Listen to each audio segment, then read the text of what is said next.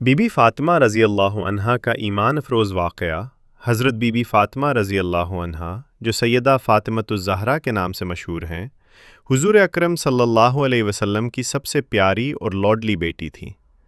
آپ رضی اللہ عنہا کی زندگی صبر، سادگی، حیا اور عبادت کا خوبصورت نمونہ تھی۔ آپ رضی اللہ عنہا کا ہر لمحہ اللہ کی رضا کے لیے گزرا۔ آج ہم آپ رضی اللہ عنہا کی زندگی کا ایک ایمان افروز واقعہ بیان کرتے ہیں، بچپن کا صبر اور باپ سے محبت۔ جب مکہ مکرمہ میں اسلام کی دعوت شروع ہوئی تو کفار نے حضور صلی اللہ علیہ وسلم کو بہت تکلیفیں دی۔ ایک دن کا واقعہ ہے کہ حضور صلی اللہ علیہ وسلم خانہ کعبہ میں نماز ادا کر رہے تھے۔ کفار نے آپ صلی اللہ علیہ وسلم پر اونٹ کی اوجھڑی ڈال دی۔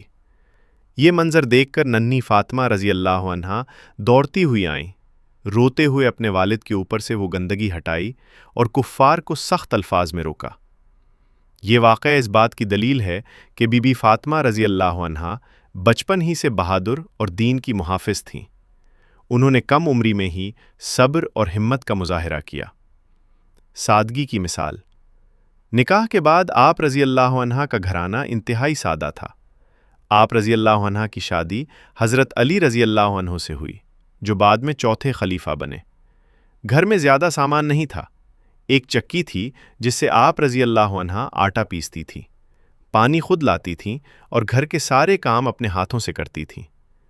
ایک دن آپ رضی اللہ عنہ کے ہاتھوں میں چکی چلانے کی وجہ سے چھالے پڑ گئے۔ کسی نے مشورہ دیا کہ حضور صلی اللہ علیہ وسلم سے ایک خادم مانگ لے۔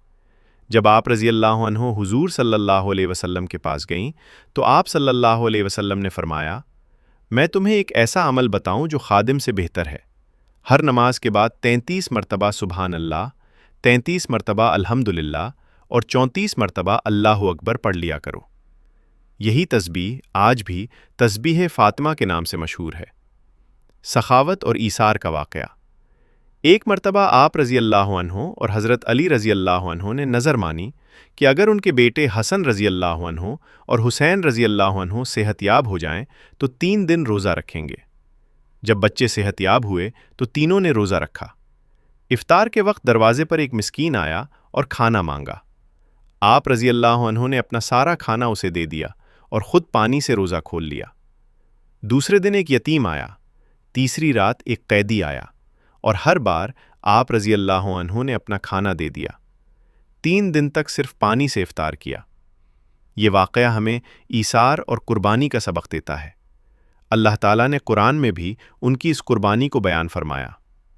عبادت اور تقوی۔ بی بی فاطمہ رضی اللہ عنہا راتوں کو اٹھ کر لمبی نماز پڑھتی تھیں، اپنے لیے کم اور دوسروں کے لیے زیادہ دعا کرتی تھیں۔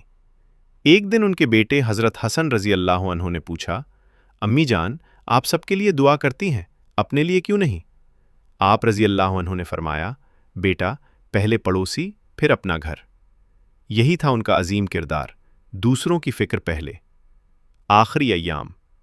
حضور صلی اللہ علیہ وسلم کے وصال کے بعد بی بی فاطمہ رضی اللہ عنہا کو بہت صدمہ ہوا۔ وہ اکثر اپنے والد کو یاد کر کے رویا کرتی تھیں۔ صرف 6 ماہ بعد آپ رضی اللہ عنہ کا بھی وصال ہو گیا۔ آپ رضی اللہ عنہ جنت البقیہ مدینہ منورہ میں مدفون ہیں۔ حضور صلی اللہ علیہ وسلم نے فرمایا تھا، فاطمہ جنتی عورتوں کی سردار ہیں۔ یہ آپ رضی اللہ عنہ کے مقام و مرتبہ کی سب سے بڑی دلیل ہے۔ سبق اور پیغام۔